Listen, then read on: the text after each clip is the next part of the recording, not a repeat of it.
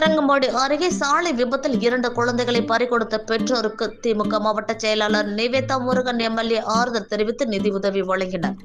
மயிலாடுதுறை மாவட்டம் தரங்கம்பாடி தாலுகா எடுத்துக்கட்டி கிராமத்தைச் சேர்ந்த அந்தோணி விக்டர் ராஜ் இவர்களது மகள்கள் இரட்டை சகோதரிகளான பியூலா நான்சி, மகன் அந்தோணி விக்ரந்த்ராஜ் ஆகிய மூவரும் மாநில அளவிலான கால்பந்தாட்ட போட்டியில் பங்கேற்று பயிற்சி பெறுவதற்காக காட்டுச்சேரி விளையாட்டு மைதானத்திற்கு டிசம்பர் 24ஆம் தேதி ஒரே இருசக்கர வாகனத்தில் சென்றனர். அப்போது நேரிட்ட சாலை விபத்தில் படுகாயமடைந்த பியூலா நான்சி வயது 14, மகன் அந்தோணி விக்ரந்த்ராஜ் வயது 12 ஆகிய இருவரும் உயிரிழந்தனர்.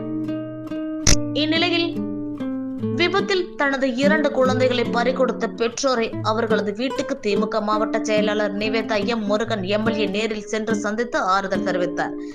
பின்னர் அவர்களுக்கு தனது சொந்த நிதியில் ரூபாய் 1 லட்சத்தை அவர் நிவாரணமாக வழங்கினார். 2 குழந்தைகளை விபத்தில் பறிகொடுத்த தாய் கதறி அழுதது அங்கிருந்தவர்களை கண்கலங்க செய்தது.